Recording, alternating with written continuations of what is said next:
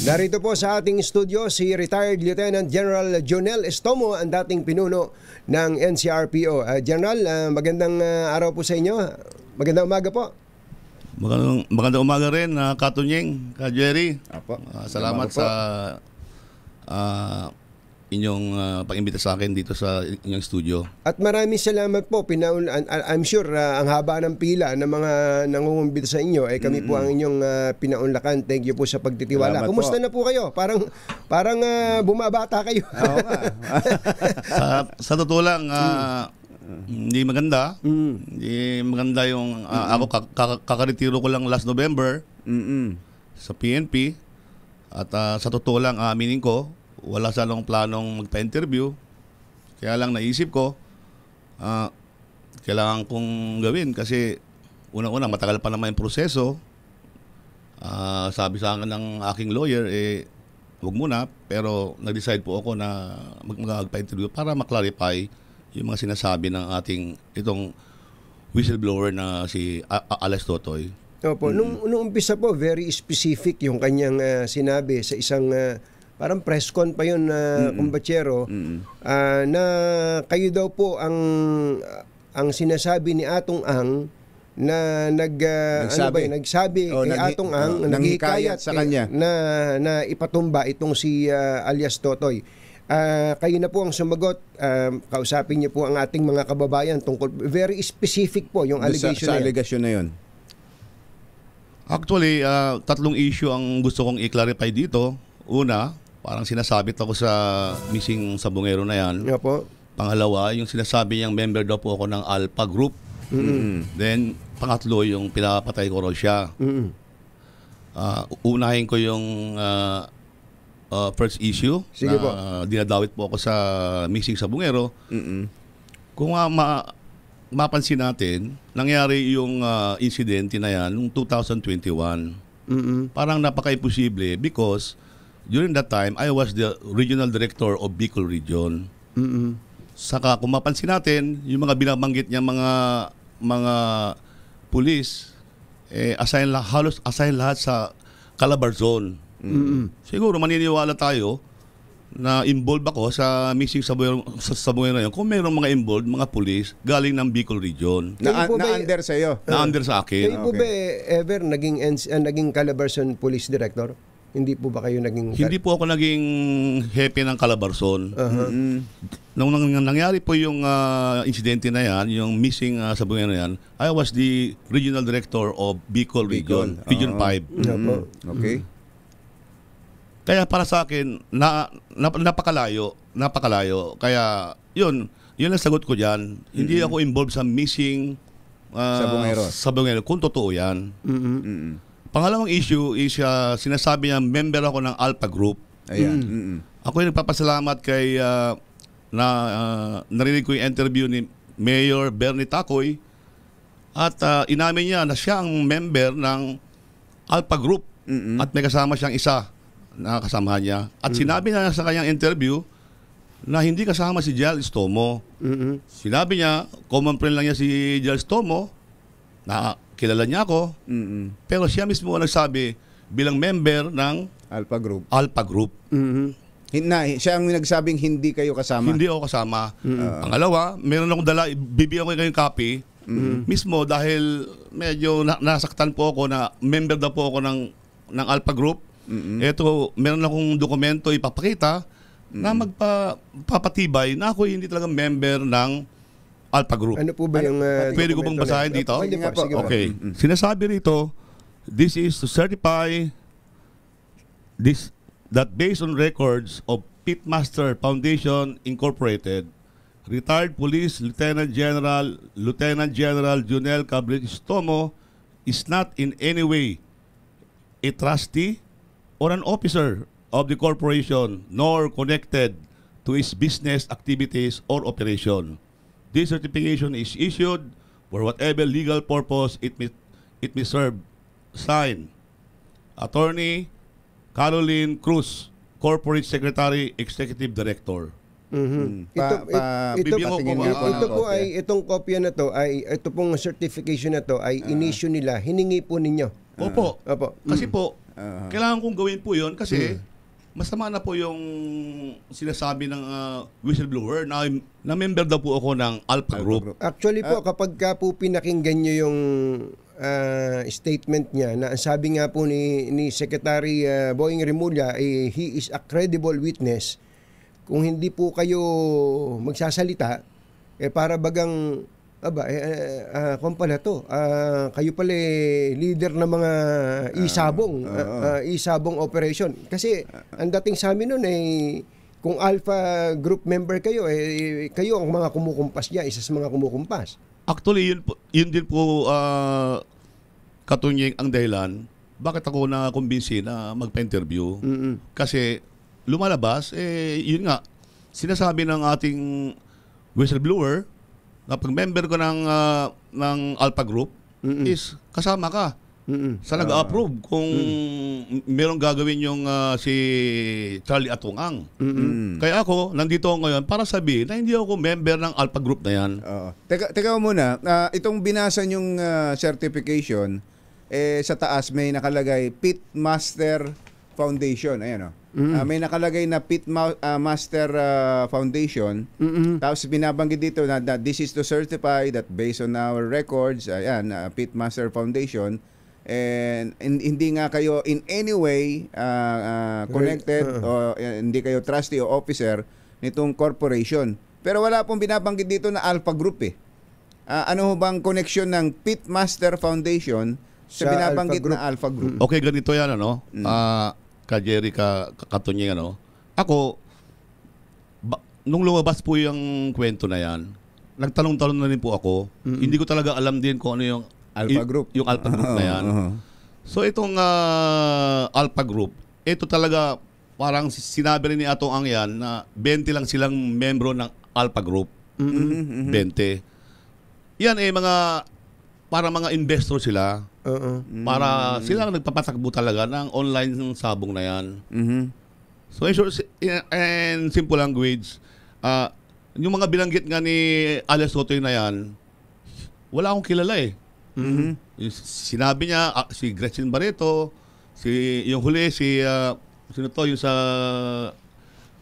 Bisaya, yung yung congressman Bisaya, wala akong kilala sa totoo lang Kahit saka sa totoo lang, nagtanong na rin ako ano ba requirement maging Alpha Group. Ang requirement diyan is dapat meron kang mga manok, meron kang farm. May manok ba kayo? Wala po akong manok Kaya imposible talagang mangyari na ako yung maging member ng Alpha Group. Wala akong manok. Hindi ba kayo sabungero o hindi ba kayo na... Actually ako, nung bata ako, Katunying, mahilig din ako sa sabong. Kaya lang nung binawal ng PNP, ang mga pulis sa sabong, tumigil po ako. Pero sa totoo lang, tao lang tayo. Passion ko rin manood ng mga sabong kasi bata pa lang ako, natuto na ako dahil sa tatay ko. So, masaya ako manood. Manood. Pero yung sinasabi nga ng ating mag-alaga, may farm ng manok, wala kayo. Wala po ako. Pero kay Charlie, kay Atong Ang, kayo ba may personal na relasyon, connection? Kaibigan nyo ba siya? Magkaibigan ba kayo? Magkakilala kayo? Ba kayo? Okay. Nung nauso kasi ang online sabong na yan, kung maalala natin, legal naman siya. Nung naging RD ako ng Region 5, nagkaroon sila ng expansion. Nauso ngayon yung betting station, yung tawag. May mga betting station na ng online sabong na yan. Parang OTB, So, sa kabayo. Parang off-track betting. Opo, oo. So, nung time na yon, nagkaroon ng sa Region 5, siyempre, nanghingi ng tulong si Atong Ang, yun nga, expansion ng negosyo at anong time na yung alam naman natin na legal.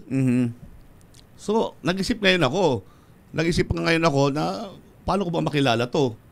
So, nagkaroon ako ng opportunity sa isang kaibigan para makilala itong si Atong Ang na to. Ang purpose ko naman because I'm retiring na nga, malapit na ako mag-retiro at nakita ko napakagandang hanap buhay. Sino bang ayaw mabuhay? So, talagang naghanap ko ng pamamaraan, makakilala siya. Okay. First time ko lang siya nakilala. Kailan po yun? Mga anong taon? Hindi ko na maalala eh. Siguro mga 2000, basta regional director ako ng Region 5. Mga 2022, Sa Bicol 2020. pa kayo. Opo. Tapos, So nag-meet po kayo nag-meet kami, unang-una, upon your initiative. yes po, nag-meet kami, una, para magpasalamat sa kanya, dahil napakabuti niyang tao. Tinulungan niya yung region ko, yung Region 5 ko, kasi may foundation nga siya. Marami siyang tulong na binigay sa Region 5. Yun ang unang purpose ko, magpasalamat personally. At the same time, naisip ko na bigyan ng negosyo rin yung mga anak ko.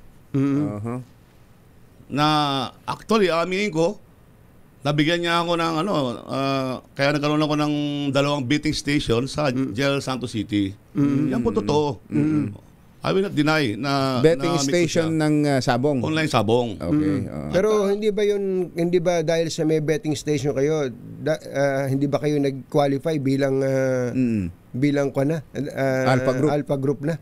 Hindi po. Hindi talaga ako pwedeng mag-qualify. Unang-una, wala akong manok. Doon pa actually ako nainggit nga ako sa iba. Kaya nag-start po ako, actually aminin ko, doon pa ang start ko na magkaroon ako ng breeding. Pa-breeding na ako ng manok dahil nakita ko na pagkagandang hanap buhay. Ang problema ay nahinto. Tinigil po yan ng former President Duterte. So yung pong mga manok nyo, nag-umpisa na kayong mag-alaga ng manok. Tapos Start na ako mag-alaga. So ang ginawa ko na lang, benta-benta na lang. Wala nang nangyari. Sa Kawali napunta. Mamaya po, marami pa kaming mga tanong. Mag-unload lang tayo ng mga commercial. Maganda po na iniisa-isa niyo itong mga issue na to. Opo. At meron po tayong unang question na yun po yung third issue ninyo, no? Yung Yes, third sir. issue Opo. nyo, whether or not you encourage Atong Ang to assassinate Patidongan. Abangan po nyo ang ating patuloy na pakikipaguntahan kay retired Lieutenant General Junel Estomo, ang dating NCRPO Chief. At actually, siya po ay pwede na rin natin sabihin Man of the Hour ngayon. Kasama. Ating pong kausap ngayon dito sa studio ay si retired Lieutenant General Junel Estomo. Siya po ay dating hepe ng PNP NCR, yung tinatawag po nating NCRPO. Siguro summarize lang natin yung kanyang mga binitawan kanina. Sinabi po niya kanina sa umpisa ng ating panayam na hindi po siya miyembro ng tinatawag na Alpha Group ng Pitmaster, yung pong kumpanya nila Charlie Atong Ang. At ito yung certification. Nandito pa, ibabalik ko na kay Sorry mo na, at baka kailangan niya yan. At pangalawa po ay ang banggit niya sa atin ay nakilala niya, inamin po niya na nakilala niya at na-meet niya minsan lamang si Tama ba, sir? Minsan? Tama po, sir. Charlie Atong Ang. Minsan lang kayo nagkaroon ng chance na magkaharap. Ito daw po during the time na siya ay director ng regional director ng PNP Region 5. Matagal-tagal na yon, at inamin naman po niya na ito po ay para magkaroon din siya ng hanap buhay ang kanyang mga anak sa legal, kasi legal pa noon ang isabong sa pamamagitan ng tinatawag na betting station. So at least doon po sa aspeto na yon ay na-establish po natin kung sino ba tong si General Estomo with regard to isabong operation. Pero ang sabi po niya, wala siyang kinalaman sa missing sabongeros. Okay. Tuloy na natin ang ating pakipag-usap kay General Estomo dahil ang unang-unang tanong po natin sa kanya ay yung binanggit ni alias Totoy na sinabi daw po sa kanya ni Charlie Atong Ang na hinihikayat nitong si General Estomo si Atong Ang na itumba na, patay na, at nang mawala na ang problema, ito pong si alias Totoy o Julie Patidongan. Sir, sagutin nyo nga po yon. Meron po bang ganong insidente na sinabihan nyo si Atong Ang na patay na ito pong si alias Totoy? Una-una, gaya ng sabi ko, isang beses ko lang na-meet si Charlie Atong Ang. Wala akong connection sa kanya, hindi ako tumatawag sa kanya. Paano mangyari yon? Para sa akin, katang isip yon. At kung mapansin nyo naman, binawi naman ni alias Totoy. Actually, nag-apology pa siya sa akin. Na sinasabi niya na gawa-gawa lang ni Charlie Atong Ang. So hearsay lahat ang mga sinasabi niya. Saka ako, sa tagal ko sa serbisyo, 37 years in service, wala po akong kaso na wala akong issue about murder.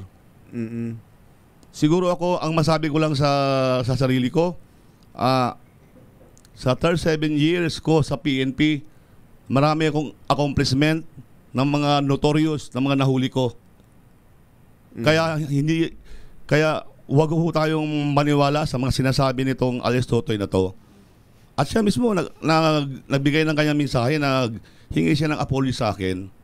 Pero kahit para sa akin, sa totoo lang, Katunyeng, ka Jerry, nasaktan ako nung namatay ang tatay ko. Siyempre tao lang tayo. Nung nabigo tayo sa pag-ibig, tayo nasaktan. Pero dito ko naramdaman, mas masakit. Masakit naramdaman ko ngayon yung sakit na ginawa ni Alice Totoy sa buhay ko. Kaya ako lumantad ngayon personally para sabihin na nanawagan ako kay Alice Totoy, sana maisip mo rin ano ang mga naramdaman ng tao, yung mga binanggit mo mga pangalan, gaya ni Gretchen Barreto, yung mga iba pa, at siyempre ako. Sana pag-isipan naman natin kung ano mga binabanggit natin. Kasi yung kasiraan ko ngayon, parang nawala lahat ang ginawa ko for 37 years sa PNP. Kung maaalala nyo, Katunyeng, nakatulong ako sa gobyerno, na-solve ko yung lapid case. Tapos ngayon, dahil dito sa siniwalat ni Alice Totoy, masisira yung pangalan ko na pinagtsagaan ko for almost 37 years. Pasalamat nga ako sa ating mahal na Pangulo at binigyan pa ako opportunity. Nagretiro ako as 3-star general. Pero dahil dito, parang nawala lahat yung pinaghirapan ko. Kung maalala nyo, ako rin task force commander nung Digamo case. Nagserbisyo rin ako as provincial commander ng Cavite. Kilala ako ni DLG secretary. Pero dahil dito, parang actually, kung sinasabi niya pinapatay ko siya, pinatayin niya na ang buhay ko. Itong Alice Totoy na to. Kumusta po pamilya niyo ngayon na tungkol po dito sa issue na to? Actually, hindi ako nagpapansin sa kanila na ako'y kasi pinapakita ko sa kanila na ako'y strong. Pero yung family ko, silang nakakaramdam ko ano ang nangyayari ngayon. Personal nyo bang, may personal ba kayong magkakilala ni Julie Patidongan? May naging transaction kayo, nagkaharap na kayo dati? Hindi ko siya kilala personally, pero palagi ko siya, yun nga, nung ako'y dumalaw, palagi ko, nakita niya ako. So, hindi ko maintindihan ano ang kasalanan ko sa kanya. Bakit niya nabanggit ang pangalan ko? Yun ang totoo. Yung pong sitwasyon ngayon na nabanggit kayo ni Patidongan, meron bang initiative ang PNP o kaya ang DOJ na kayo po ay hingan ng statement tungkol doon? As of today, wala pa akong hindi pa ako pinapatawag. Pero siyempre, dahil sa ginawa nitong Alice Totoy na to, I expect na ipapatawag din ako para hingin ang side ko. But I'm ready. Sa totoo lang, nakita ko naman, hearsay naman lahat. Kaya ko namang lusutan sa korte. Pero, ito importante itong pagpunta ko ngayon dahil para sa akin, yung social media is kailangan ko magsalita para ma-explain ko naman ang side ko kasi lahat na lang si Alice Totoy everyday nagpapa-interview. So tingin ko, hindi ko alam kung naniniwala ang tao sa kanya, pero sa palagay ko naman sana pakinggan din yung side ko para fair naman. Yung pong nabanggit no sa statement nyo, are you filing cases against Julie Patidongan?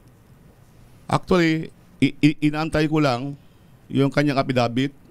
Then, pag nakita ko yung kanyang affidavit, kausap ko ng aking lawyer, I will file a case against him. Nabanggit nyo kanina na mayat maya nagpapa-interview sa media at nabanggit ko rin naman na si Secretary Remulla na interview po namin, ang sabi niya as far as he is concerned, credible witness itong si Julie Patidongan. Marami na po siyang nasabi. How do you intend to counter that? Kasi statement yan tapos versus statement ninyo eh. I will not question yung sinasabi ng ating DILG. Pero para sa akin, personally, ako naman, yung sarili ko lang dito, yung aking... So, hindi ko alam. I have no comment kung credible ba siya. Pero para sa akin, he is not credible. Si Atong Ang po ba ay nag-reach out sa inyo? Never po. Never. Unang-una, hindi nga kami masyadong close. Matagal na po yun. Na-meet ko siya. At minsan lang kami nakita nan. Sa security niya, wala kayong papel, General? Kasi yung iba, ang i-expect, pulis yan, baka kasama yan sa nag-provide ng security kay Atong Ang. Wala po. Walang ganun. Unang-una, sabi ko nga, nangyari yung incident na yan, 2021. Focus po ako as Regional Director ng Bicol Region. Napakalayo naman po ng Bicol sa Calabarzon.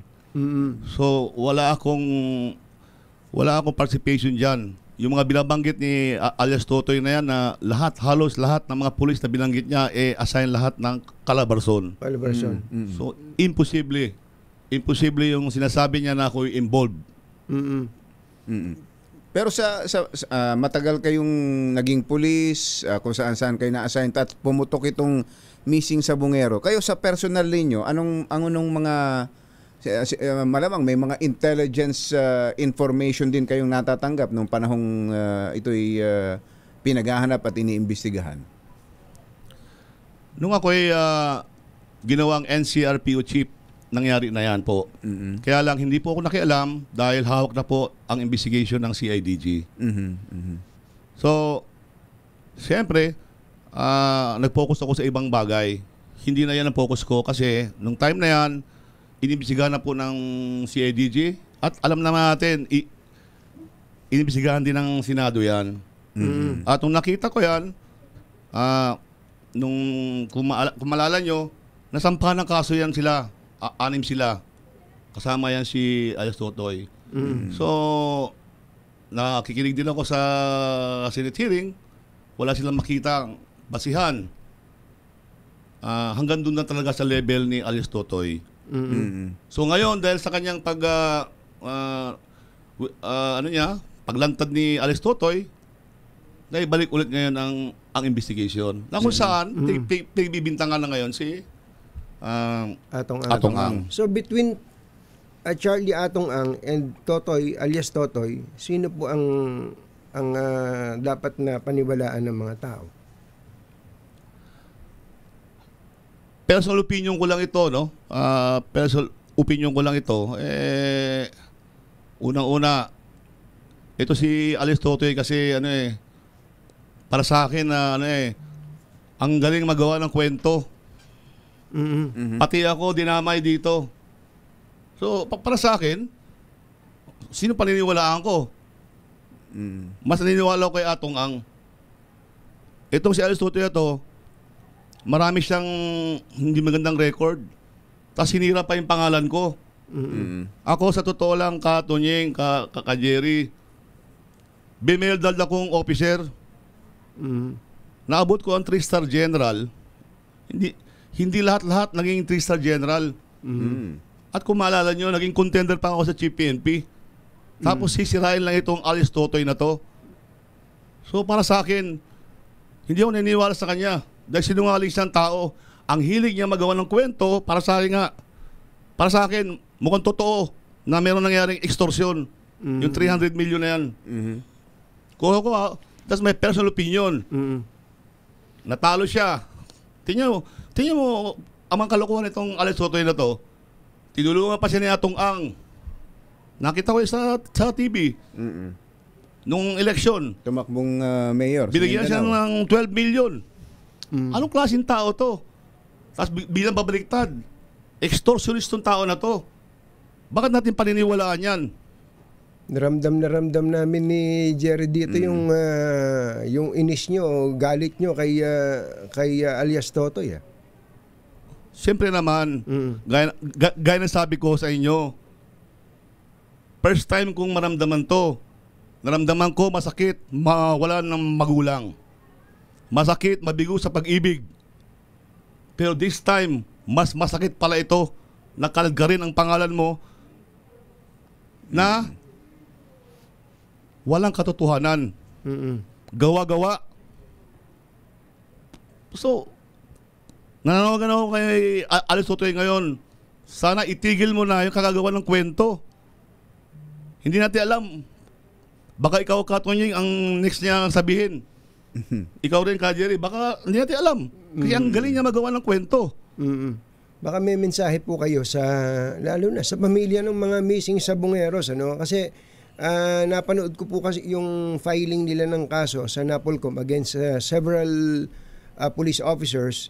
Apparently, yung mga missing sabongeros families ay lumakas ang loob nila at they are rallying behind alias Totoy. Ano pong mensahe niyong gustong sabihin dito sa pamilya ng mga missing sabongeros? Mensahe, anong... Baka meron po kayong gustong sabihin kasi naniniwala sila kay alias Totoy. Ako naman, para sa akin, from the very start, napakaganda ng paglutang ni Totoy na yan para ma-achieve natin yung hustisya. Una, ang problema yung tuloy-tuloy niyang pagsisungaling, parang hindi maganda. Kagaya ngayon, dinawit na niya si General Estomo. Paano ngayon yan? Nababahiran yung ibang so, mga... sana, ito lang mensahe ko Okay kay Alex Totoy. Yung totoo lang. Ayun. Yung totoo lang sana. Kasi ako, nandiyan naman ako behind ako sa yung hustisya na yan. Kasi sabi ko nga, masakit, mawala ng pero para sa akin, mas masakit itong magawa tayong kwento. Yan para sa akin, Katonying. Opo.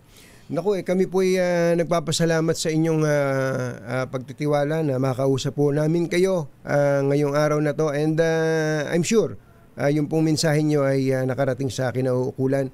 Maraming salamat po, General Jonel Estomo. Maraming salamat, Katonying, Jerry. Salamat po. At magandang umaga po. Good luck po sa inyo. Thank you po, thank you. Yes, sir.